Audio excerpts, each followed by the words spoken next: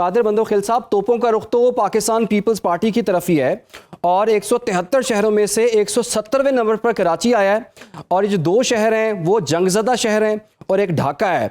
तो कराची हम कह सकते हैं कि दुनिया के बदतरीन शहरों में इसका शुमार होता है। सवाल वही है सादा सा, किसकी जिम्मेदारी थी? देखिए, पहली बात तो ये है कि एक दौर था, मुस्तफ़ा कमाल साहब मेयर थे और कराची में खून खराबा, कत्ल गारत, बोरी बंद लाशें, बत्ती की पर्चियाँ, मुखालफिन के घुटनों में ड्रिल मशीनें और दुनिया का 2 नंबर मेयर यानी दूसरे नंबर मेयर किसी मैगजीन इसको डिक्लेयर किया है। तो ये मुझे लग रहा है उसी टाइप की सर्वे है। दूसरी बात ये कि मुझे तो दुनिया का नहीं पता, मैं ये दावे के साथ कहता हूँ कि पाकिस्तान का सबसे टॉप सिटी कराची है और उसकी बड़ी वजह ये है कि पूरे पाकिस्तान से लोग इलाज के लिए कराची आता है, बेहतरीन अस्पताल है, यहाँ तालीम के लिए पूरे पाकिस्तान से आता है, बेहतरीन यूनिवर्सिटीज कॉलेजेस है और रोजगार के लिए आता है कि यहाँ रोजगार कराची में मिलते हैं, बाकी किसी शहर में नहीं मिलता। ये तो किसी को इनकार नहीं इस बात से। और दूसरी बात ये कि K4 मंसूबा जो अरशद वोरा साहब ने बात की है, पिछले साल वापडा ने 40 अरब मांगे थे, 40 के बजाय वफाकी हुकूमत ने सिर्फ 3 अरब दिए जो कि इनकी उजरा की मौजूदगी में। इस साल वफाकी हुकूमत ने सिर्फ 10 अरब दिए और अरशद वोरा साहब मेरे भाई है और वो दावा करे कि इसी साल में कंप्लीट होगा। तो मेरे भाई 125 किलोमीटर दूर पानी आने का 10 अरब में कहां से होगा, जरा ये आदाद शुमार भी हमें बता दे या किसी मैगजीन को बता दे ताकि हमें नॉलेज हो जाए। दूसरा, उसने जो बात की वो जो इंटरनल लाइनें हैं, जब मेन लाइन 125 किलोमीटर को 24-25 साल हो गए तैयार नहीं हुए, तो जो अंदरूनी लाइनें हैं वो गली सड़ी तो मौजूद है, मैं मानता हूं कि नई नहीं है, लेकिन वो लाइनें ऐसे नहीं है कि पानी आएगा तो जाके समंदर में जाएगा, वो पुरानी लाइनों में जाएगी और नई लाइनें यकीनन उसके ऊपर भी काम चल रहा है। फिर दूसरी बात ये कि मेरा और मुस्तफ़ा कमाल साहब और शहबाज शरीफ साहब का एक हाल का है। पिछली असम्बली में जहां मैं हिस्सा था, मैंने K5 मंसूबा खुर्शीद शाह साहब की वजारत से बनवाया था और एंड टाइम पे शहबाज शरीफ साहब ने इनकार कर दिए और 1 रुपए 5 साल से वजीर है, वो वजीर आजम है, 1 रुपए का शहबाज शरीफ साहब ने जो हमारा हल्का NA 242 बल्दिया टाउन डिस्ट्रिक्ट के माड़ी एक नहीं दिया है। और मुस्तफ़ा कमाल साहब जो 2.5 साल से वफाकी वजीर है और एक अस्पताल का वजीर है, खालिद मकबूल सिद्दीकी एक कॉलेज का वजीर है, एक पूरा पाकिस्तान में बता दे मुझे एक डिस्पेंसरी, एक अस्पताल अगर उसके बने, हाँ, ये 1.5 अरब की लागत से एक फुटबॉल स्टेडियम बन रहा है बल्दिया टाउन में सिंध हुकूमत के उसे, वहां फुटबॉल ग्राउंड के अंदर मुस्तफ़ा कमाल साहब ने पानी की टैंकी जो है ना वो शुरू की है ताकि पीपल्स पार्टी शोर मचाए और हमारे पास बहाना होगा कि भाई देखो हम काम कर रहे नहीं करने रहे। पीपल्स पार्टी ने कहा चलो बनाओ, वो टैंकी ज़ेरे तामीर है, अल्लाह करे वो बन जाए, फिर बनने के बाद फिर मैं सवाल करूंगा पानी कहां से आएगा उसमें।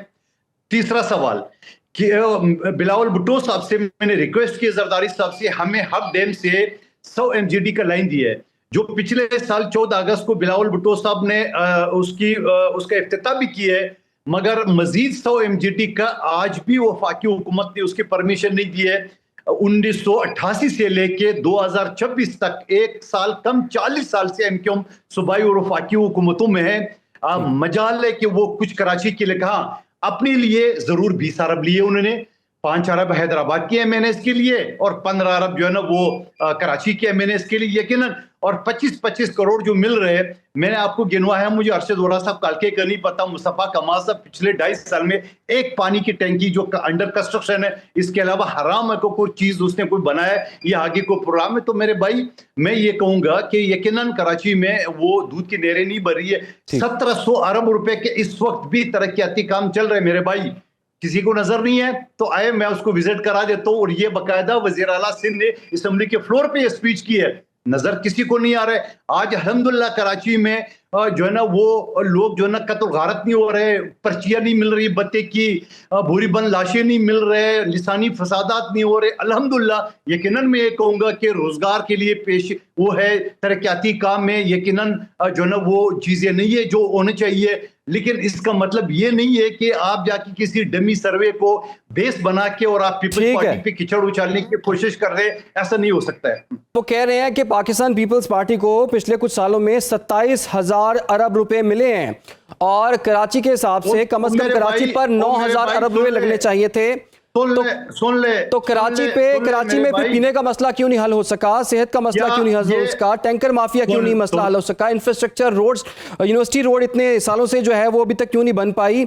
तो अमन अमान की भी आपने बात की, तो सालाना 40,000 जराइम रिपोर्ट होते हैं और जो रिपोर्ट नहीं होते कुल मिला के 1 लाख ये फिगर बनती है। तो कराची को 170 से सर पहले नंबर पर किसने लेकर आना है? 18 साल से तो पाकिस्तान पीपल्स पार्टी की ही हुकूमत है। मुराद अली शाह 30 दफा वज़ीर-ए-आला बन चुके। सुन लेना मेरे भाई, पूरा आप सफा पढ़ के सवाल करेंगे ना तो जरा मुझे भी जवाब देने दे, इतने टाइम दी जितना आपने सवाल किया है। जी जी, आप मुझे एक बात बता दो, जो पहले सवालात खड़ी किए और सब ने मेरे जवाब के बाद वो तो सारी तस्लीम कर ली है कि ये प्राइवेट है, आटे में नमक के बराबर है। दूसरी अब मुझे जवाब देने दे मेरे भाई, थोड़ा सा सब्र कर ले। अच्छा, दूसरी बात आपने जो बात की है कि यूनिवर्सिटी रोड में आपको अच्छी तरह पता है कि वो एनआरसी को दे दिए, जो पहले ठेकेदार था उसकी दफ्तर सील कर दिए, वो डिफॉल्ट हो गए। यकीनन ठेकेदार जो है ना वो कोर्ट पहुंच जाता है, फिर कोर्ट से स्टे लेके आता है, उसमें डिले हुआ लेकिन उसके बाद उसको दे दिए एनआरसी के। और अब रोजाना के सतह पे हमारे मेयर और मिनिस्टर चक्कर लगा रहे, इनका वज़ीर आला भी आपको हर 10-15 दिन वहां पे नजर आता होगा, ये काम हो रहा है, इसमें कोई शक नहीं है। दूसरी बात जो बात कर रहे हैं कि ये कराची की जो सूरत-ए-हाल है, मैं एक चीज सवाल करूं जो जवाब नहीं दिया उन्होंने, कि कराची जो है ना 62% जो एरिया है वो वफाकी महकमे, 38% आबादी जो है सिविलियन आबादी जो है ना वो सिंध हुकूमत के पास है, जिसमें आधे से ज्यादा जो है ना वो प्राइवेट सोसाइटी है। और फिर उस 38% आबादी के जो 25 टाउन है उसमें से 13 टाउन हमारे पास है, 9 टाउन जमात इस्लामी के पास है और 3 टाउन पीटीआई के पास। मलबा सहारा हमारे सर पे, हम उसको वो कर रहे हैं। तो मैं ये कहूंगा ये सारे जो फैक्ट है ये आपको सामने कर रहा हूं, लेकिन मैं फिर दोबारा दोहरा रहा हूं, हम अपने हिस्से का काम तो कर रहे हैं, वफाक से लड़ रहे हैं। शहबाज शरीफ साहब जो यहाँ बाकी आ जाता है इलेक्शन लड़ने के लिए दौर पे, यानी एक ग्रीन लाइन जो है ना जो पिछले 7 साल से जो है इल्तिवा का शिकार है, वो आज तक नहीं बन सका। और फिर अरशद वोरा साहब कभी ये एरिया पढ़ रहे हैं, मैं तो सवाल उठा रहा हूँ अरशद वोरा साहब से, बल्कि मुतालबा कर रहा हूँ कि ये खुदारा ये जो ग्रीन लाइन बस आप एम ए जनार रोड से गुजारे हो इसको बंद कर दे, ऊपर ब्रिज के सतह पे ले जाए। अरशद वोरा साहब, ये जो रोड है, क्लोजिंग कमेंट अरशद वोरा साहब, रोड है, ये जब ग्रीन बस गुजरेगा बाकी पतली गलियां होंगी, 99% जो स्कूटर वाले गाड़ियों वाले जाएंगे वो कैसे जाएंगे, क्या रिस्पॉन्ड करना चाहेंगे ब्रिज के तौर पे ले जाए उसको। यार इनसे क्या कैसे बात करें, ये जिस ग्रीन लाइन की बात कर रहे हैं, ये ग्रीन लाइन जो रुकी है ये पाकिस्तान पीपल्स पार्टी ने एनओसी नहीं दी थी, इनके इल्म में नहीं है क्या? ये पता नहीं किस तरह की बातें कर रहे हैं। ये फिर उसके बाद प्रेस कॉन्फ्रेंस पीटीआई ने इफ्तिताह किए, फिर उन्होंने लिखे बंद पड़ा हुआ था। प्लीज यार कादर भाई बात कर लेने दो, अब ये भी कंप्लीट होने को है ग्रीन लाइन, आज भी काम चल रहा है, कोशिश है की। जी वोरा साहब, और मतलब हम बात तो कर लेने दो कादर भाई। मैंने आपकी हर बात का जवाब दिया, मैंने आपको हर चीज का जवाब दिया। मैंने आपसे सवाल किया था 2018 में 50 नई बसें आई थी, 4 महीने बाद वो बसें कहाँ चली गई, उसकी एक बस भी मुझे बता दो कहाँ इस शहर में। मतलब जो मेरे सवाल है या एंकर के सवाल है उसका जवाब देना है।